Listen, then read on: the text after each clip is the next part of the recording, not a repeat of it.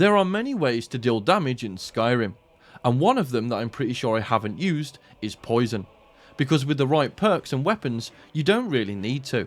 So today I'm tasking myself to answer the question, can you beat Skyrim using poison? Now take note that I didn't say only using poison, because it's impossible for me to beat the game using poison without also using a weapon. Technically you can use pickpocket to also deal damage with it, but you can't do that to Alduin. So with this in mind, these are the rules I came up with. The weapon I use can do no more than 2 damage per hit, so the majority of it comes from the poison. No using bows. Obviously there isn't one in the game that actually does 2 damage per hit or less, but I thought I'd make it a rule anyway. I'm also not allowed to get any perks in the one-handed or two-handed skill tree. Let's get started. Because I'm using poison, I decided to play as an Argonian. Not because it gives me better stats, but so I could model my Blightbringer after my favourite Star Wars character, Bosk, who's famous for using deadly toxins. After escaping Helgen, I run to Whiterun Stables and hitch a ride to Winterhold, because my first objective is to get the Serpent Stone. I might only be able to use it once per day, but at least it gives me a way to deal damage if I run out of poison. Speaking of, before I can make them, I'm going to need some ingredients, so after grabbing some canis fruit around the rift, and half-inching some gold from the Dawnstar chest, I head to Arcadia's Cauldron to buy some death bells and an imp stool. But I'm not going to use them to make any poisons just yet. First, I need to get more of them, so I head to Golden Hills Plantation so I can start my career as an alchemy farmer. Now aside from the Serpent Stone power doing a little bit of damage to them, the angry apparitions that haunt this abhorrent abode are immune to poison. But that information doesn't really help me much anyway, because I don't have any. Luckily, they do attack each other, and the winner of that ethereal deathmatch got lured towards Quentin Scipius, and I sat back and happily watched him start his ghost-busting career. After claiming the farm as my own, I plant my crops, recruit Fendel as my steward, and wait for them to grow. After harvesting my freshly grown bounty, I make a plethora of damage health potions and head to Riverwood to buy myself a wooden sword from Belethor's. And luckily, he actually had one in stock. Now, some of you might be wondering why I opted to use a wooden sword instead of the fork, since it does 1 damage and the wooden sword does 2. Well, firstly, the thought of being able to poison people because they get splinters from me conking them over the head with a child's toy is hilarious to me. But there's a bigger reason. The fork is an incredibly glitchy weapon, and as evident in my Gordon Ramsay run, they cause the game to just break when you use them. And I didn't really want to deal with all those pesky glitches. So, wooden sword it is. After this I head to Bleak Falls Barrow to get the Flintstones iPad. The bandits there weren't too much trouble, even if it did take a few hits to kill them. The spider I just opted to avoid entirely. And Arvel, well, I just let him get mauled to death by the crackheads, who, like the ghosts, are immune to poison damage. Which means the only way I'm getting the caveman Kindle is by luring the king of the meth heads into the guillotine trap. After grabbing it, I head back to Arcadia's Cauldron and scam her out of some alchemy levels. I did this not only to boost the potency of my corrosive concoctions, but also to get the Experimenter perk. I need this perk to make some lingering damage health potions later on. And the other perk I want to get is the concentrated poison one, which lets me get 2 hits off a single bottle of poison instead of 1. Because as it stands currently, my poison damage isn't too bad. But when I start getting further into the main story, I'm going to need to add a little more oomph to my damage output. After harvesting more ingredients from my farm and turning some hired goons' internal organs to sludge, I make some more damage health potions. This time though, they have the added bonus of paralysing my targets thanks to the secondary effects of the canis fruit and the imp stool. After delivering the Dragonstone to Farengar like an overeager Amazon driver, I head to the Watchtower to fight my first dragon. The damage that the poison did to the winged freak wasn't as bad as I thought it would be. But it's lucky that I can now hit my target twice before reapplying the toxicity in Whiterun City, because you'd be surprised how fast you run out of them on normal enemies, let alone a 2-ton flying frog. Once he overdoses and I snack on his soul, I scale up the Hermit's Mountain to get some extreme a cappella lessons. After showing them my golden vocal cords, I head off to Wostengrav to get Arngeir's saxophone. Despite me leaving the vagabonds outside foaming at the mouth, I ran past every enemy inside. After picking up Delphine's parking ticket, I watch an orc defy death, then I head to Kynesgrove to have a scrap with Salaknir. And I may have shot myself in the foot for this one.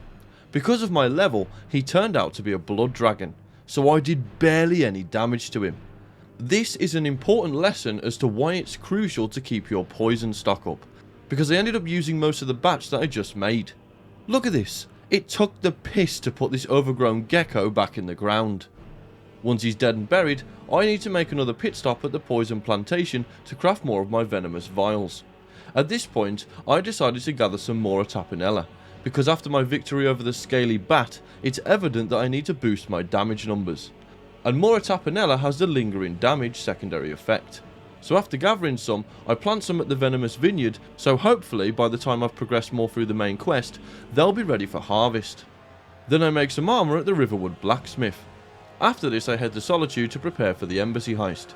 And the fact that Malborn is a massive prick made it so satisfying knowing that not only did he have to lug around my heavy armour, but also 41 bottles of poison with no box or bag to help him. I hope his trip up to the embassy was long and slow. Unfortunately, right before I was about to get into the cart to travel to the Pointy-Eared Palace, a dragon decided to attack the Solitude stables, and I had no potions or my wooden sword, so I had to wait around for what seemed like years for Delphine and the local rabble-rousers to kill it. The problem with this was, every time they recovered their health after being knocked down, the big green bastard just floored them all over again, until eventually he got 2 on 1, and I can finally head to my destination. The dirty elves inside the embassy were no match for my toxic treats. After exterminating every single damn dirty elf in sight, I grabbed Esbern's high school yearbook and made my way to the Ratway to rescue the old codger. After having a scrap with the local riffraff and using Whirlwind Sprint to hop the bridge, I kidnap Esbern and force him to fight the Thalmor for me. I had enough poison to deal with them, but honestly, I think Esbern needs to pull his weight a bit. I palm him off on Delphine, then I head back to my farm for another mixing sesh, and made enough lingering damage health potions to last me the rest of the run. Then return to Winterhold to visit old Uncle Seppo and get the tools I need to get the ancient napkin. On the way to my goal, some snow bears tried to mug me, but even their thick skin is no match for my vile venom. Upon my arrival at Alfland, I had to run past all the Dwemer Autons because, as you might have guessed, they are indeed immune to poison. Although Jadar isn't, but he is still reaffirming the stereotype that drug addicts have an unnatural amount of strength. When I make it to the Fulmer Nest, I realise that you can stack the poison damage by hitting your target multiple times in quick succession. I still took the shortcut though because it's become a staple of my channel at this point. After more Fulmer taste a bitter sting of Bosk, I sneak past the Dwarven Centurion, murder Sulla and Umana, then sprint through Blackreach like my life depended on it, grab the expensive bog roll, then after staring at a wall for 5 minutes, I learn Dragonrend, fill Alduin's cold heart with enough poison to kill 50 mammoths, then I give a TED talk to Skyrim's big shots on how to cook some quality methamphetamine. And after trapping Odahviing at Dragon's Reach and making him my bitch, when I arrive at Skuldafn, it becomes a marathon sprint to the portal. Because the meth heads are immune to poison, if I hit them with my sword it voids the run, as there's no poison damage being applied. And the anorexic bastards don't make it easy in the slightest, constantly blocking my path. I even had to lure the Draugr Overlord guarding the Dragon Door back to one of the many fire traps just to kill him so I can progress. After heading to the portal, I easily beat this gigantic wall of muscle in seconds. Recruit the morons who caused this whole mess in the first place, and like usual, Alduin proves himself to be one of the most anticlimactic bosses in gaming history.